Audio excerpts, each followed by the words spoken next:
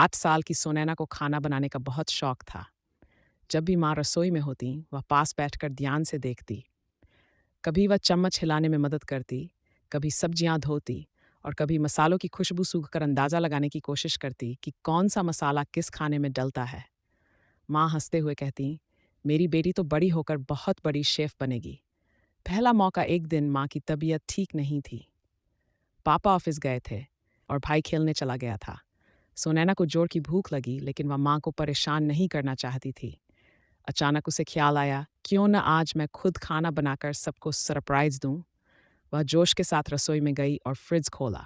अंदर अंडे, दूध, सब्जियां और थोड़ा पनीर रखा था। उसे याद आया कि माँ टेस्टी ऑमलेट कैसे बनाती हैं। नन्ही शेफ की परीक्षा सुनैना ने अपनी आस्तीनें चढ़ाई और काम में लग गई। सबसे पहले उसने प्याज और टमाटर काटने की कोशिश की, लेकिन जैसे ही उसने चाकू पकड़ा, वह हाथ से फिसलकर नीचे गिर गया। अरे, ये तो मुश्किल है, उसने सोचा। फिर माँ की बात याद आई, छोटे हाथों के लिए छोटी चाकू बेहतर होती है। उसने जल्दी से एक छोटी चाकू निकाली और धीरे धीरे सब्जियां काटने लगी। अंडे फेंटते समय भी एक मज़ेदार हादसा हुआ। जब वह जल्दी में अंडे तोड़ रही थी, एक अंडा सीधा जमीन पर गिर गया। ओहो, अब मुझे सफाई भी करनी पड़ेगी।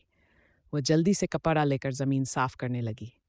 आखिरकार उसने अंडे, सब्जियां, नमक, मिर्च और थोड़ा सा पनीर मिलाकर मिश्रण तैयार किया।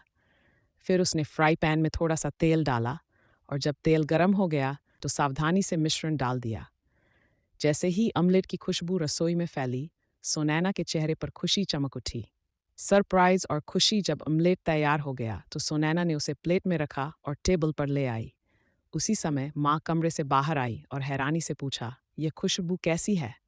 पापा भी आ गए और सुनैना ने गर्व से कहा, यह मैंने बनाया है, मेरी पहली डिश।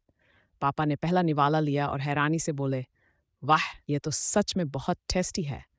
माँ ने सुनैना को गले लगा लिया, मेरी नन्ही शेफ ने कमाल कर दिया।